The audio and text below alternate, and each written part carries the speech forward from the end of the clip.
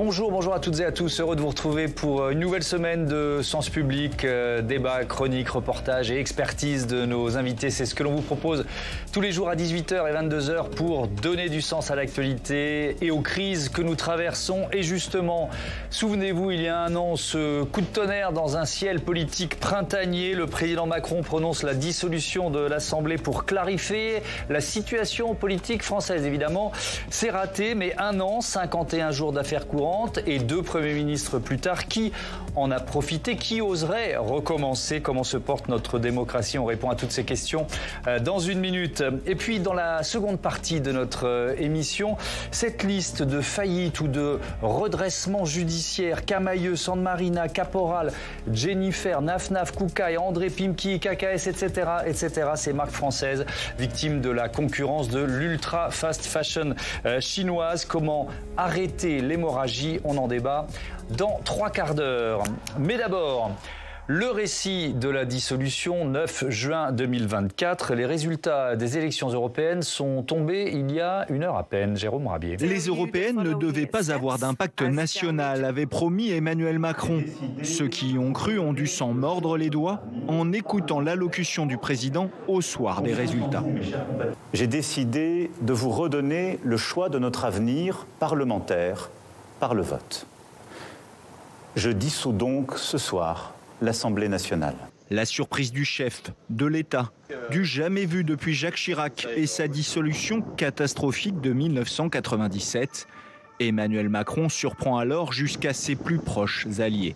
Alors je ne peux pas vous dire que je comprends la décision, spontanément. Mais très vite, chaque camp doit repartir en campagne. À gauche, l'union est alors une évidence. Nous l'avons fait, nous avons réussi à nous mettre d'accord. Vous ne pouvez pas jouer au dé de savoir ce qu'allait sortir du vote. Donc il fallait être unis. D'appeler effectivement au rassemblement. Parce que la gauche divisée, c'est la gauche qui perd. Le nouveau Front populaire est né, rassemblant insoumis, communistes, écologistes et socialistes. À droite, c'est plutôt la division. Éric Ciotti, président des LR, choisit l'alliance avec le RN et fracture son camp dans un vaudeville où les clés du parti deviennent un enjeu de campagne. 3 semaines qui aboutissent à un RN aux portes du pouvoir au Palais Bourbon, largement en tête du premier tour. Les résultats du premier tour me font dire, je vois pas ce qui nous empêcherait de gagner. Parce que, je veux dire, quand on fait un tel score au premier tour, il est presque inenvisageable de ne pas avoir une majorité à l'issue du second. Mais l'entre-deux tours et le Front républicain barrent finalement la route de la majorité à Jordan Bardella. Au soir du second tour, 3 blocs se partagent l'Assemblée. NFP, Bloc central plus LR et le Rassemblement national accompagné de ses nouveaux alliés. Encore moins gouvernable que la précédente majorité relative, la représentation nationale attend 2 mois, rythmée par les JO, la nomination d'un Premier ministre, et ce sera Michel Barnier. Il tiendra 3 mois avant de se faire renverser, laissant sa place à François Bayrou. Le patron du Modem fête cette semaine ses 6 mois à Matignon, sans qu'on sache combien de temps il peut tenir avec un socle gouvernemental qui se divise sur de nombreux sujets et pourrait exploser sur la préparation du futur budget. Un an après, tous perdus, voilà le thème de notre débat et le titre avec Aurore Malval. Bonsoir et bienvenue, vous êtes grand reporter à Marianne. On se réchauffe tous les mains parce qu'il fait très froid sur le plateau. Autant le dire tout de suite à nos téléspectateurs, on va se dire mais pourquoi sont-ils si figés? C'est parce qu'il fait trop froid sur ce plateau. Adrien Broche, bonsoir et bienvenue. Vous êtes responsable des études politiques à l'Institut Via Voice et auteur de ce livre Portrait moderne de la gauche française qui est publié aux éditions de l'Aube. J'accueille Bertrand Léo Combrade, bienvenue à vous. Vous êtes professeur de droit public à l'université de Poitiers, responsable scientifique du pôle droit constitutionnel chez les Surligneurs. Et Tam Tranui, bonsoir Tam, éditorialiste politique. Bienvenue à vous aussi. Un petit retour en arrière, tiens, Aurore Malval, on a tout joué à ce jeu aujourd'hui. Votre réaction, il y a un an, vous étiez où? Vous faisiez quoi? Comment vous réagissez en voyant Emmanuel Macron annoncer la dissolution? Eh bien, je suis dans la rédaction de Marianne. Oui. Je regarde la télé comme tous les journalistes. Et là, je me dis, je vais devoir annuler mes vacances. Ouais. Et effectivement, on a tous été très surpris. Et Et je pense qu'on est allé de surprise en surprise, c'est-à-dire qu'il y a eu cette annonce de la dissolution, puis cette campagne express, les résultats qui n'ont pas été ceux annoncés, puis ensuite cette période totalement folle, en fait, quand on se remet dans ce mois de juillet, où on attend la formation d'un gouvernement qui ne vient pas, on nous dit, bon, peut-être il va falloir avoir cette trêve olympique, on a cette parenthèse un petit peu enchantée, en tout cas, qui a été décrite comme telle et qui restera sûrement elle était enchantée. Elle était enchantée, mais en même temps, en coulisses, il y avait ce faux rythme des ministres démissionnaires qui prenaient pourtant des décisions qui étaient très importantes à l'époque. C'était pas du tout un gouvernement qui finalement expédiait des affaires courantes parce qu'il n'y avait rien de courant dans cette situation-là. Et ensuite, on a finalement, il faut attendre la nomination de Michel Barnier. C'était surprise sur surprise. Oui. Ce qui est quand même une drôle d'épilogue, si j'ose dire, après le résultat des législatives quelques semaines auparavant. On y reviendra évidemment dans notre débat. Adrien Broche, si on revient là aussi en arrière, qui a poussé pour cette dissolution? C'est une décision qu'Emmanuel Macron prend relativement seul, mais pas complètement seul. Oui, alors effectivement, je crois que c'est plutôt du travail des journalistes, mais qui a été entouré d'une petite équipe, notamment composée, je crois, de Gérald Darmanin, Clément Léonard-Douzzi et un certain nombre de très proches du président de la République, avec cet objectif, mais on va y venir, j'imagine, très vite, de clarification du débat et de l'image de l'écosystème politique dans la société française. Et de redonner une forme de gouvernabilité à ce pays. Donc sur ces deux objectifs-là, les choses ont été plutôt manquées. Évidemment. On peut revenir à l'origine, Bertrand Léo-Combrade. Pourquoi la Constitution de la Ve République donne-t-elle ce pouvoir au président ? Bien, ce qu'il faut comprendre, c'est que cette dissolution de l'année dernière, d'un point de vue juridique, c'est une dissolution qui est totalement à contre-emploi, si on lit attentivement la Constitution. Ce droit de dissolution, il a été attribué au président de la République dans l'optique d'assurer une fonction d'arbitrage, arbitrer une crise politique entre des pouvoirs publics ou entre le peuple et ses représentants. Et c'est de cette façon que ce pouvoir a été utilisé les deux premières fois. En 1962, conflit entre le gouvernement et le Parlement, dissolution de l'Assemblée nationale et le peuple tranche. 1968, crise politique, manifestation, dissolution de l'Assemblée nationale. Et là encore, pour résoudre cette crise, il y a une nouvelle élection législative. Et finalement, si on étudie la dissolution de 2024... Vous oubliez 97 et Jacques Chirac, mais bon. Alors, la différence, c'est qu'après 68, toutes les dissolutions ont été des dissolutions politiques, qui n'étaient pas purement arbitrales. Simplement, en 88... le président a gagné et les deux dernières fois, le président a perdu. Et la dernière fois, avec des conséquences politiques assez catastrophiques. Ouais, effectivement. Alors, ce qui est sûr, c'est que personne n'avait vu, ou presque, venir ce choix d'Emmanuel Macron. On a vu dans notre reportage d'ouverture quelques extraits de ce documentaire intitulé « Dissolution, histoire d'un séisme politique » réalisé par Pauline Pallier. On va avoir d'autres réactions de personnalités politiques de premier plan. Regardez. Le documentaire. C'est pour moi une arme ultime, dont 9 fois sur 10 ont fait un mauvais usage. Je dissous donc ce soir l'Assemblée nationale. Un coup de poing dans l'estomac. Une dissolution comme ça, à chaud, quand on a vu le résultat des européennes, c'est pas possible. Je suis un peu ébahi, je crois, comme la plupart des Français. Moi, je suis à milieu de penser que le président va dissoudre. Nous avions notre verre de champagne à la main pour fêter les résultats et on a fait gloups, on a posé le verre de champagne. Ma première réaction, mais tout de suite, péché d'orgueil. Alors, je ne peux pas vous dire que je comprends la décision, spontanément. J'imaginais pas une seconde qu'il pourrait la décider ce jour-là et comme ça. Bon, c'est trop beau. C'est trop beau, une occasion pareille. Donc, la gourmandise aussi est là. Bon, on a vu des représentants de pas mal de familles politiques, Adrien Broche. Est-ce qu'il y a eu un ou des vainqueurs politiques un an après ? Alors c'est une bonne question. Il y a eu un certain nombre de perdants.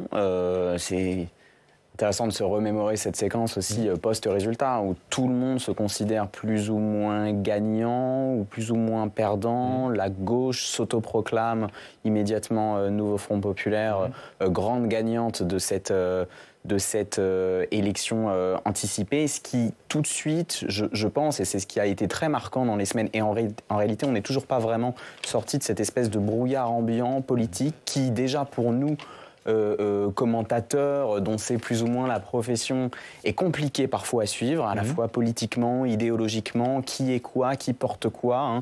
On était dans une espèce d'opposition des lexiques où tout le monde était démocrate, républicain, il y avait le front républicain d'un côté, il y avait l'arc républicain de l'autre, tout n'était pas exactement la même chose, donc c'était un brouillard déjà, total. On était assez perdus, nous on était perdus. Les citoyens exactement. Et les téléspectateurs. Donc les premiers perdants, c'est aussi, je pense, de ce point de vue-là, l'opinion et la société française qui est entrée dans un brouillard encore plus grand que celui dans lequel elle était avant. Tam ?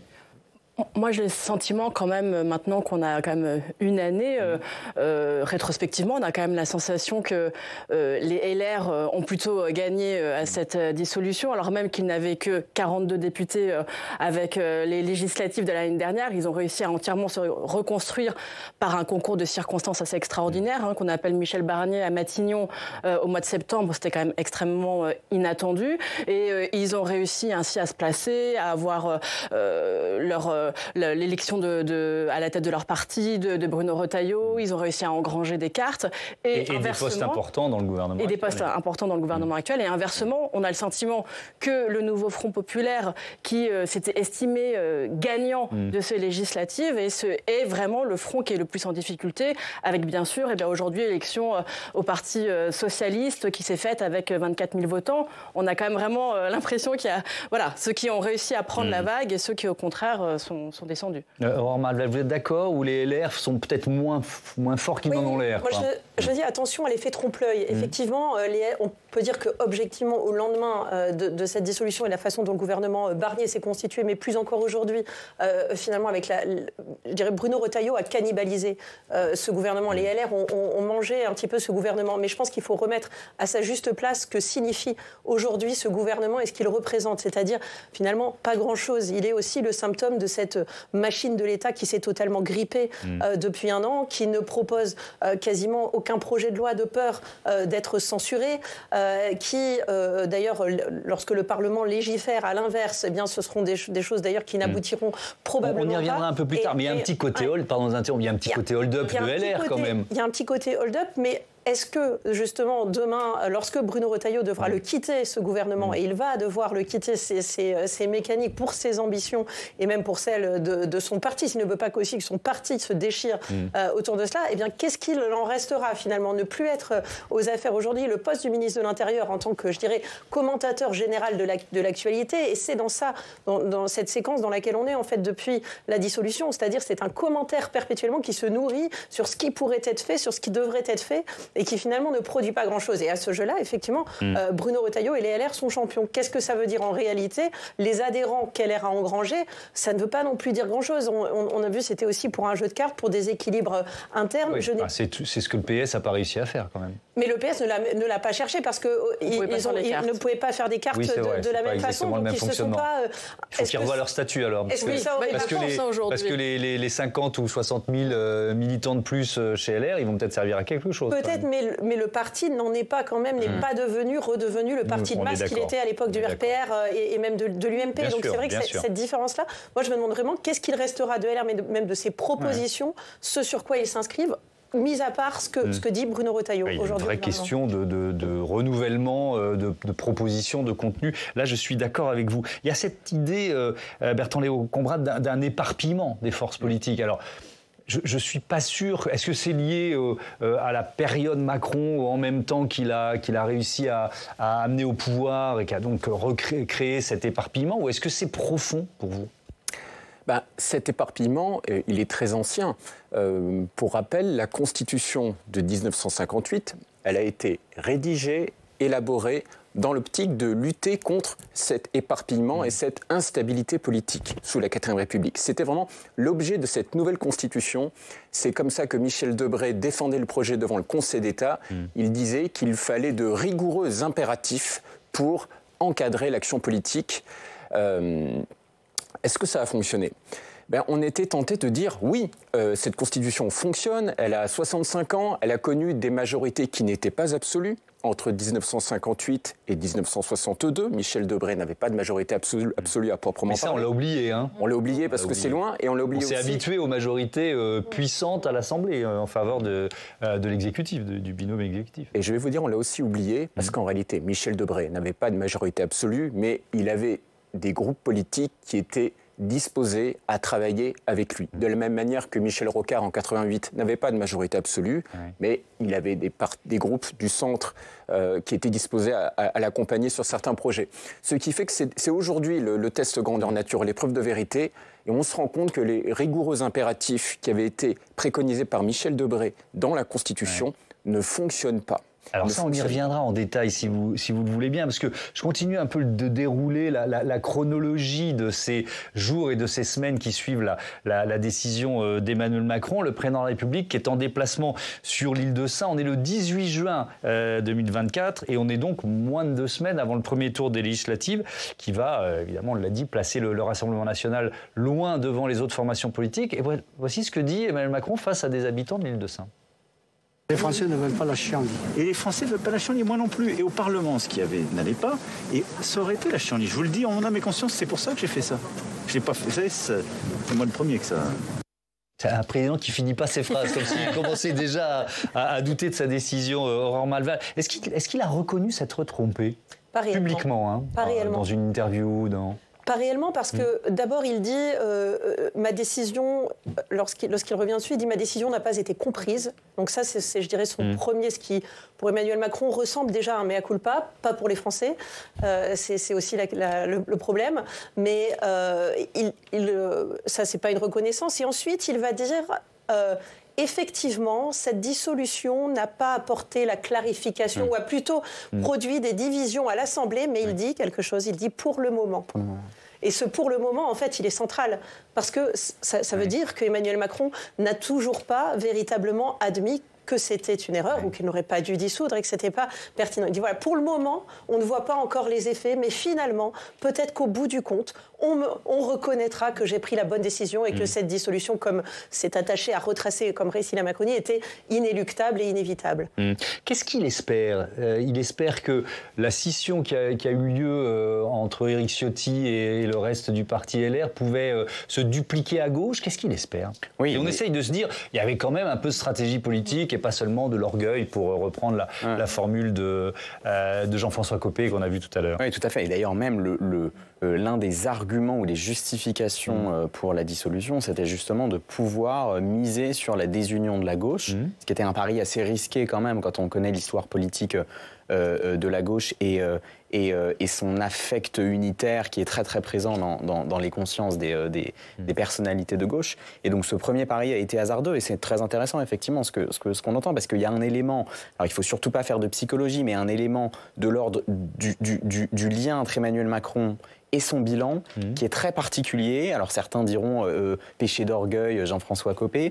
En tout cas, qui a été de ce moment et cette décision-là jusqu'à aujourd'hui, en passant par la nomination de Michel Barnier, ensuite par celle de François Bayrou, par le refus de donner la chance à Lucie Castet de faire un discours de politique générale, quitte à être renversé.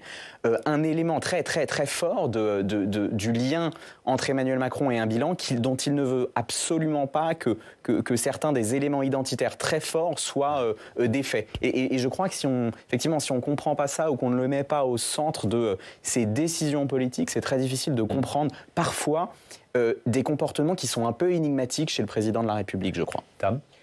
Ce qu'on sait, c'est qu'à ce moment-là, au niveau du Parti socialiste, Olivier Faure était vraiment en train de travailler à une alliance qui devait se séparer de la France insoumise.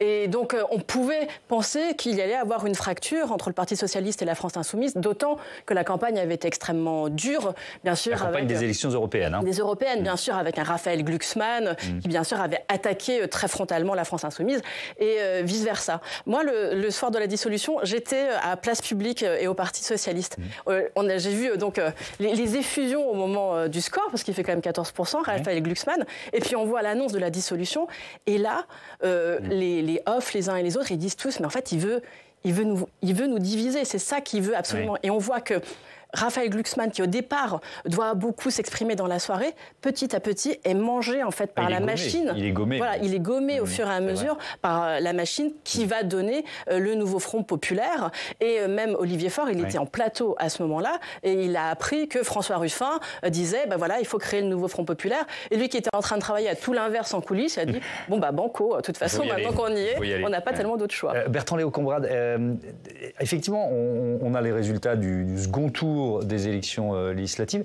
Est-ce que la logique, c'est pas quand même qu'Emmanuel Macron donne sa chance à ce nouveau Front populaire, quitte à ce qu'il soit renversé au bout de quelques jours? Alors, vous me demandez de vous lire ou d'interpréter la Constitution à haute voix. Elle n'est pas si claire que ça, cette Constitution. Vous avez des dispositions qui vont dans les deux sens. Il y a des dispositions qui allaient plutôt dans le sens de nommer rapidement un Premier ministre, sans doute la personne qui était présentée par l'alliance politique arrivée en tête. Cela étant, même si le président doit nommer le Premier ministre, il est aussi garant du fonctionnement régulier des pouvoirs publics. Or, en nommant Lucie Castet, il y avait de très très fortes chances pour que celle-ci, son gouvernement, soit renversé et qu'il y ait de nouveau un gouvernement d'expédition des affaires courantes. Donc, il était possible de concevoir et d'interpréter la Constitution comme, et c'est mon point de vue d'ailleurs, comme permettant au président de se laisser plusieurs semaines, le temps de laisser la situation politique se décanter et trouver peut-être un Premier ministre qui puisse avoir un socle qui lui permette d'avoir la confiance pour commencer à gouverner. Est-ce qu'ils y ont vraiment cru au sein du nouveau Front populaire à l'hypothèse qu'Emmanuel Macron nomme Lucie Castet ou l'un ou l'une sortie de leur rang?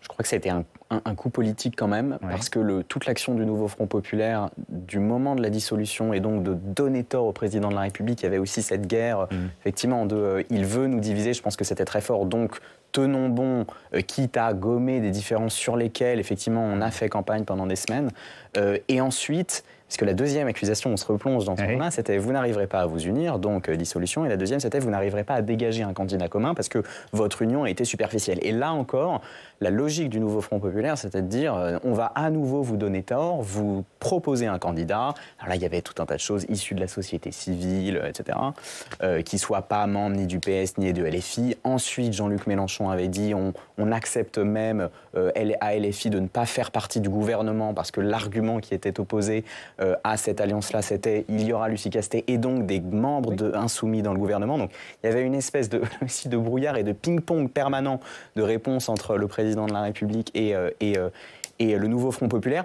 Mais voilà, tout ça pour dire que je pense que c'est ça a été beaucoup une logique d'opposition et de se poser justement en donnant tort à ce moment-là au président de la République et à la majorité sortante. Et si on se place du côté des électeurs, Aurore Malval, c'est quand même intéressant parce qu'il y a à la fois les électeurs du Rassemblement national qui ont le sentiment que leur parti est arrivé en tête au premier tour et même en nombre de voix au second tour. Les électeurs du nouveau Front populaire, ils disent notre force politique est arrivée en tête et puis on n'a pas de Premier ministre. C'est tous perdus là aussi, d'une certaine façon, les électeurs français après un scrutin comme celui-là. Je pense que c'est une des seules fois où, sous la Ve République, on a un gouvernement finalement qui ne correspond pas à l'expression dans les urnes. Ça n'était jamais arrivé. Et c'est vrai qu'on voit que c'est vraiment la palissade de dire qu'il y a une déconnexion, un désintérêt des Français pour la vie politique. Et je pense que ces élections-là et ce qui s'est passé derrière n'aident évidemment pas. C'est-à-dire que là, on se retrouve dans un projet qui est complètement illisible. Et d'ailleurs, pour la première fois, donc il y a cette différence. Et puis surtout, il y a une guerre des récits, mais qui devient centrale et qui est la façon de présenter la réalité des choses. Tout le monde... Alors, il y avait cet élément de langage qui revenait tout le temps du côté des macronistes, c'était tout le monde a perdu. Bon, c'est très commode pour éviter de reconnaître sa défaite. Sa propre défaite, oui. Exactement. Et de l'autre côté, effectivement, on a 10 millions, presque 11 millions d'électeurs du Rassemblement national qui ne sont pas représentés, qui sont même mis hors jeu par ce front républicain. Et de l'autre côté, 9 millions au second tour pour le NFP qui ont fait ce front républicain qui n'est absolument pas traduit dans la composition du gouvernement parce qu'il inclut les LR qui, eux, ne se sont pas désistés. Et effectivement, je pense que là, demain, ce front républicain, il est peut-être, ça fait longtemps qu'on le disait mort, mais peut-être que là... on le disait déjà avant législative et on a eu tous eu la surprise de le voir renaître. On le disait déjà avant, tout à fait. Mais sauf que là, il est mort pour plusieurs raisons, parce qu'il a été aussi attaqué de l'intérieur. quand justement on a vu finalement ce qui s'était passé avec la NUPES. La NUPES était morte quand le nouveau Front populaire justement renaît de ses cendres. Et c'est pour ça que Emmanuel Macron a fait le pari que la gauche ne réussirait pas à s'unir. Et pourtant, la volonté d'union du peuple de gauche est forte. Et ça, je pense qu'elle demeure. C'est-à-dire que quand on sonde, quand on demande, quand on voit les électeurs de gauche, ils sont pour l'union, même si ça représente un grand flou programmatique, parce qu'aujourd'hui, se dire de gauche, ça revêt un certain nombre de nuances, justement, de la France insoumise à la social-démocratie, qui aujourd'hui n'a absolument rien en commun avec quasiment le programme, justement, de Jean-Luc Mélenchon. Mais néanmoins, il y a eu ce qui ressemble aujourd'hui, on est passé en un an du Front républicain au Front anti-LFI à l'Assemblée nationale. Et en fait, ce qui est curieux, c'est que cette Assemblée nationale ne peut fonctionner qu'en ayant un de ces tiers qui est gelé. Et aujourd'hui, c'est plutôt justement le tiers à gauche. Alors, avec cette question qui est centrale, qui vaut pour l'Assemblée nationale, qui vaut pour les gouvernements, peut-être un peu moins pour le Sénat, mais en tout cas, on va se la poser sur une sorte d'immobilisme ou de blocage des réformes. On va en parler tout de suite avec Steve Jourdain. Bonsoir Steve, bienvenue. On se pose la question du Parlement. Un an après, cette dissolution est-il aussi dysfonctionnel qu'on le dit ? C'est effectivement une crainte au soir de la dissolution. Thomas, rappelez-vous, dans la foulée, la plupart des médias parlaient du risque d'un chaos institutionnel, d'une Assemblée nationale devenue complètement ingouvernable. Ça n'a pas été le cas, clairement pas. Thomas, le Parlement a continué à fonctionner. Il n'y a pas eu de pause ou de blocage du processus législatif. Mais il y a eu quand même un certain nombre de changements. Déjà en termes quantitatifs. Sur la session 2020-2021, 76 textes ont été adoptés, 57 projets de loi, 19 propositions de loi. Sur l'année en cours, sur la session 2024-2025, 43 textes ont été définitivement adoptés, 16 projets de loi, 27 propositions de loi. Ça peut encore évoluer, il reste encore quelques semaines avant les vacances parlementaires, mais on constate tout de même une baisse du rythme législatif. Et puis, est-ce que vous remarquez quelque chose, Thomas ? Oui, je remarque quelque chose, c'est qu'il y a beaucoup plus de propositions de loi pendant cette session que de projets de loi. Effectivement, depuis la dissolution, le Parlement a changé sa façon de travailler. On rappelle la distinction, un projet de loi est un texte d'initiative gouvernementale. Une proposition de loi, elle vient directement du Parlement. En réalité, en l'absence de majorité à l'Assemblée nationale, le gouvernement a décidé de laisser la main aux élus pour éviter d'essuyer des défaites face à un Parlement qui ne domine pas. C'est plutôt malin comme tactique, Thomas, puisque les textes issus directement du Sénat ont par exemple été repris par le gouvernement. Oui, on pense notamment à la fameuse proposition de loi sur le narcotrafic. Elle était défendue par les sénateurs Jérôme Durain et Étienne Blanc. Elle a été reprise par les ministres Retailleau et Darmanin, et la loi a finalement été adoptée par le Parlement. C'était fin avril. Et ce changement de façon de travailler a des conséquences pratiques aussi. Déjà parce que l'absence de majorité politique limite l'adoption de réformes importantes, symboliques. Fin avril, Emmanuel Macron a par exemple promulgué un texte visant à améliorer le traitement des maladies affectant les cultures végétales à l'aide d'aéronefs télépilotés. Bon, c'est important, certes, il faut le dire, c'est important notamment pour les agriculteurs, mais disons que ça n'engage pas forcément le destin de la France. Imagine-t-on le général de Gaulle promulguer cette loi sur le perron de l'Élysée. Et puis aussi parce qu'il y a une différence entre projet de loi et proposition de loi. Les projets de loi sont délibérés en Conseil des ministres après avis consultatif obligatoire du Conseil d'État. Ils sont aussi accompagnés d'une étude d'impact chargée d'évaluer en amont leurs conséquences pratiques. Ça n'est pas le cas des propositions de loi qui ne sont pas soumises à ces conditions. Certains élus dénoncent les conditions du travail parlementaire depuis la dissolution. Écoutez. On n'arrête pas de voter des propositions de loi sans étude d'impact et on fait absolument n'importe quoi. Et on est conscient qu'on est en train de faire n'importe quoi et pourtant on continue parce qu'on n'a pas de projet de loi pour remplir l'ordre du jour. Des élus, Thomas, qui vont continuer à siéger jusqu'au moins la mi-juillet puisqu'une session extraordinaire, je vais y arriver, du Parlement devrait être convoquée par l'exécutif. Merci beaucoup Steve, à tout à l'heure pour notre second débat. Vous avez commencé à l'évoquer, Bertrand-Léo Combrade, est-ce qu'on n'atteint pas d'une certaine façon certaines limites de la Constitution là ? Ce que vous nous disiez, prévu pour sortir des blocages et qui démontre là aujourd'hui peut-être son incapacité à le faire ou notre incapacité à l'utiliser pour le faire, je ne sais pas. La Constitution de 58, elle a été prévue pour gouverner sans majorité absolue, mais à condition qu'il manque quelques dizaines de voix à cette majorité absolue. Elle permet à un gouvernement de s'affirmer avec des moyens juridiques pour aller chercher une majorité. Mais en réalité, On est désormais face à 3 blocs. On est dans ce qu'on appelle dans notre discipline le monde constitutionnel d'après. Et la Constitution n'est pas du tout adaptée à ce monde constitutionnel d'après. Le droit peut beaucoup de choses, mais il ne peut pas tout. En l'occurrence, ce n'est pas lui qui va nous sortir de cette situation. 3 blocs, Adrien Broche, qui sont toujours plus ou moins tentés par la radicalisation. Est-ce qu'on peut dire ça aussi ? Oui, c'est vrai. Il y a une. Alors c'est un paradoxe d'ailleurs, parce qu'il y a effectivement une logique de démarcation qui passe par de la radicalisation. Il y a un paradoxe dans l'opinion qui est qu'à longueur d'enquête d'opinion, les Français en appellent à davantage de responsabilité du personnel politique qui doit passer par des coalitions qui peuvent prendre plein de formes, du travail en commun, etc.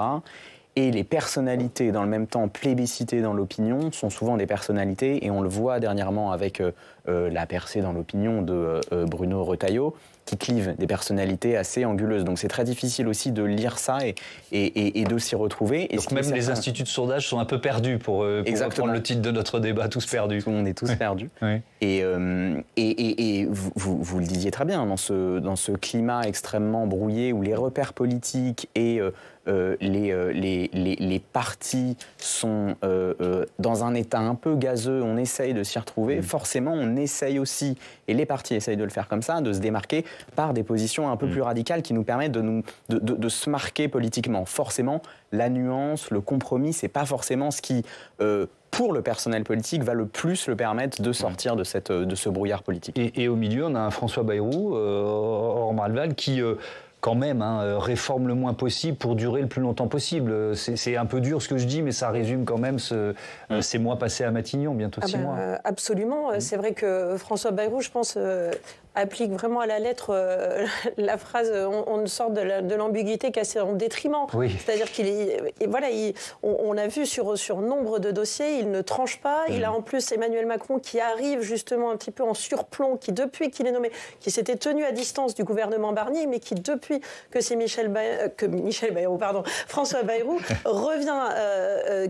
convoque des conseils de défense, donne un petit peu, sans pour autant faire des arbitrages qui régleraient la question, mais en tout cas veut à nouveau se faire entendre sur la scène politique intérieure pour défendre, on en revient à ce qu'on disait tout à l'heure, cette fameuse legacy, comme on appelle dans la novlangue macroniste, c'est très important cet anglicisme, c'est cet héritage, que laissera-t-il ? Et ça, Emmanuel Macron est très présent sur cette question, donc ça ne facilite pas les choses, effectivement. Et de l'autre côté, François Bayrou lui a bien compris qu'il faut durer. Donc tous les rendez-vous, les conclaves, les réunions qui sont prévues sont aussi orientées dans cet esprit. Ouais, avec des Français qui sont quand même très critiques. Un an après la dissolution, sondage est là pour la Tribune Dimanche et BFM TV. 71% des Français qui pensent que c'était une mauvaise décision. Et si on leur demande, faut-il de nouveau prononcer une dissolution de l'Assemblée nationale, 65% des Français qui sont contre. Tam, ça fait partie exactement effectivement du pouvoir que Emmanuel Macron va bientôt retrouver. Oui, dès le 8 juillet, un an après les dernières élections législatives, Emmanuel Macron va retrouver son super pouvoir, celui qui a pulvérisé l'Assemblée nationale l'an dernier. Et s'il veut renouer avec, nous le citons, ce moment de clarification nécessaire, car c'était les mots qu'il employait à l'époque pour défendre la dissolution, il peut trouver des alliés, mais pas vraiment dans son camp. Regardez.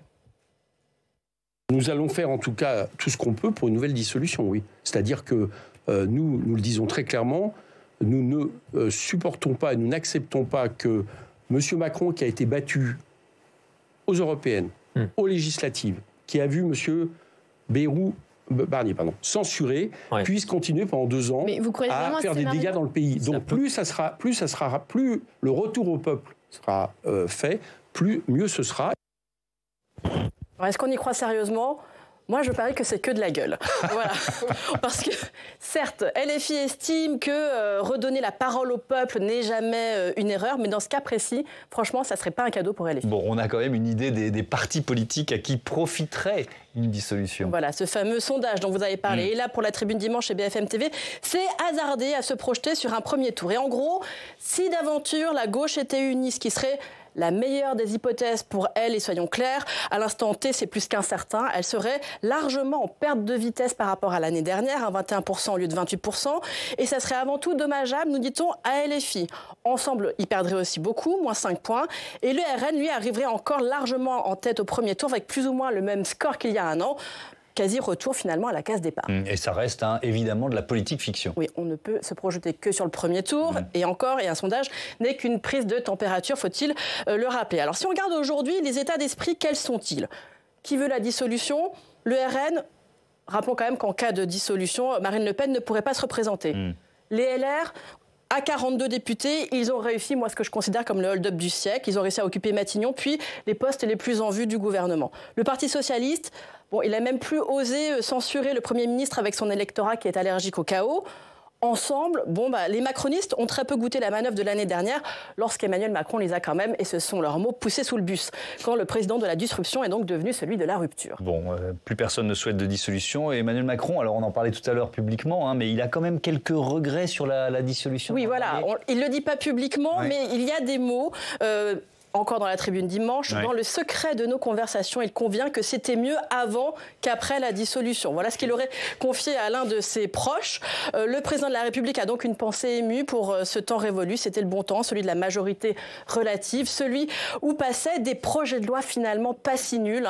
Quand on pense à la loi sur le renouvelable, le nucléaire ou encore la LOPMI, grâce à des majorités de circonstances, texte par texte, rappelez-vous, c'est comme ça qu'on en parlait. Lui ne voyait alors que le verre à moitié vide. Peut-être qu'aujourd'hui, il verrait le verre à moitié plein. Effectivement, merci beaucoup. Tam, on va consacrer un dernier chapitre au Rassemblement national. Cet anniversaire, c'est aussi celui d'une victoire électorale pour le RN. Et d'ailleurs, Marine Le Pen et Jordan Bardella ont réuni leurs alliés européens dans un petit village du Loiret, Mormant-sur-Vernisson, 144 habitants. On y retrouve Audrey Vuettaz. Audrey, l'objectif, c'était de célébrer la victoire des Patriotes pour l'Europe au Parlement européen. Et le lieu n'a pas été choisi au hasard. Nous sommes dans une exploitation agricole, sur une terre rurale, dans une commune qui a voté à plus de 90% pour le Rassemblement national au second tour des législatives. Contexte rural donc pour accueillir les alliés européens du Rassemblement national. Nous avons vu le Premier ministre hongrois Viktor Orban, le patron de Vox en Espagne, Santiago Abascal, ou encore Matteo Salvini, le vice-président du Conseil italien. Quelques 5000 personnes réunies ici. Des bus ont même été affrétés. Le Rassemblement national a voulu faire de ce rendez-vous une démonstration de force pour montrer qu'il aurait des alliés s'il venait à accéder au pouvoir. C'est une démonstration de force vis-à-vis de nos adversaires politiques. Quel autre parti est capable de réunir autant de personnes en plein milieu d'un champ? Mais c'est aussi un signal peut-être également de force à moins de 2 ans de la présidentielle pour dire que nous sommes prêts, nous nous préparons à la bataille suprême et nous irons cette fois-ci pour gagner. Vous l'avez entendu, le RN prépare les prochaines échéances et notamment l'élection présidentielle. Et il y a quelque chose qui nous a interpellés quand on a écouté les différents orateurs européens. Ils ont tous mentionné Marine Le Pen, qu'ils viennent même de nommer présidente d'honneur des Patriotes pour l'Europe. Mais ils n'ont pas évoqué Jordan Bardella. Marine,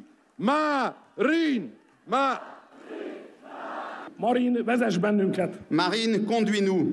En garde, allez. Marine Le Pen se replace donc au centre du jeu pour l'élection présidentielle. Elle s'en est plusieurs fois prise dans son discours au va-t-en-guerre Emmanuel Macron. Ce sont ces termes, qui n'est pas capable d'assurer la sécurité dans son pays après un match de foot. Elle a aussi dénoncé la peine d'inéligibilité qui la touche dans l'affaire des assistants parlementaires européens.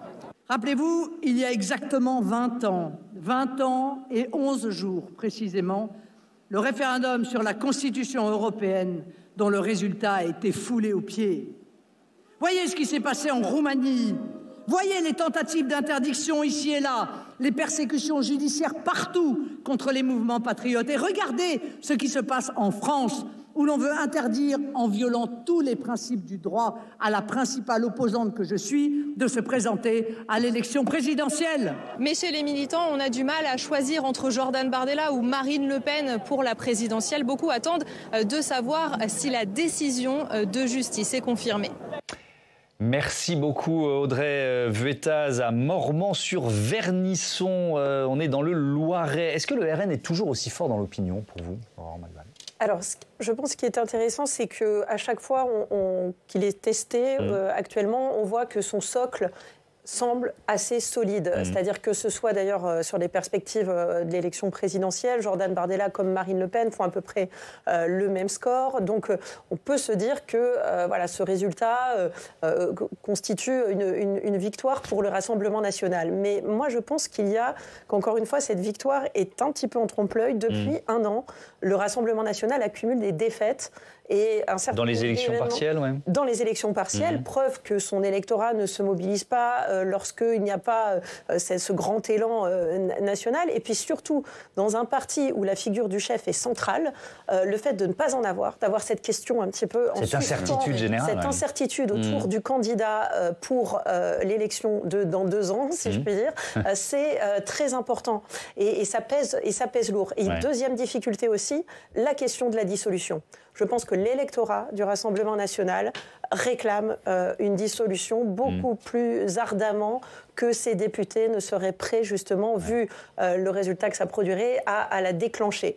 Et ça, attention, parce que cet écart entre, justement, le souhait de la base de Français qui se sentent toujours floués dans leur vote, qui n'est pas représenté au gouvernement, peuvent aussi le faire payer à leur parti. Parce qu'il faut peut-être réexpliquer, Bertrand-Léo Combrade, que la peine d'inéligibilité qui a été définie contre Marine Le Pen, s'il y a de nouvelles élections législatives, elle ne peut pas se représenter, hein. C'est très clair là-dessus. En effet, elle ne peut pas se présenter, elle ne peut donc pas siéger, donc ça la laisserait sur la touche. Elle perdrait cette tribune que représente l'Assemblée nationale pour elle aujourd'hui. Donc c'est une difficulté pour le RN, en effet. Oui, effectivement. Adrien Broche, le poids du Rassemblement national dans le pays, moi je pense quand même qu'on a des électeurs du RN, on l'a évoqué tout à l'heure, qui se sont sentis un peu privés de leur victoire il y a un an. Ils ont de la mémoire, les électeurs du RN. Ils vont peut-être le rappeler dans 10 mois au municipal ou dans 2 ans lors d'éventuels... Oui, non, mais je rejoins ce qui a été dit d'abord sur la solidité. Effectivement, c'est un électorat qui est mobilisé notamment sur le ressentiment, la solidité de sa base électorale, de la même manière que les 10-12% de Jean-Luc Mélenchon qui ne bougent pas, quoi qu'il arrive, c'est très impressionnant. Et je dirais que sur la séquence, là, depuis l'affaire Marine Le Pen, moi je fais partie de ceux qui pensent qu'il y a peut-être eu un mauvais choix tactique qui a été fait. On a beaucoup parlé d'impréparation le jour où cette décision est tombée. Et c'est vrai que le choix de Marine Le Pen, tout de suite de repartir au combat, donc de montrer une combativité évidemment qu'on lui connaît, en entrant dans cette zone et cette période d'incertitude dans laquelle effectivement on ne sait pas si elle pourra y aller ou pas, si un deuxième candidat pourra être prêt, ça envoie un signal aussi un peu fluctuant au moment où à l'opposé, Édouard Philippe, Bruno Retailleau, on a à peu près compris que Jean-Luc Mélenchon irait quoi qu'il en soit, sont dans une démarche de solidité et d'assurance de leur candidature et de préparation de leur électorat à cette candidature-là. Donc peut-être qu'elle pourra le payer cher si au final ces mois d'impréparation dans lesquels cette espèce de fluctuation, de zone un peu grise dans laquelle on est, si on ne sait pas si Bardella ira, si ce sera elle ou pas, ça peut lui coûter cher. Peut-être qu'un moment de clarification très rapidement qui aurait en plus de ça pu lui permettre de dire nous, on a un plan B.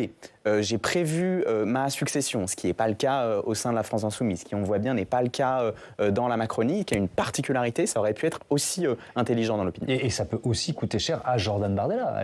Dans l'hypothèse où c'est lui qui se présentera à une élection présidentielle, à partir de quand lui laisseront... est-ce que le RN va lui laisser la possibilité de vraiment partir dans la bataille, vous voyez ce que je veux dire ? Un an, si on se place du point de vue de l'appel pour intervenir à l'été prochain, un an c'est très court pour préparer une campagne présidentielle.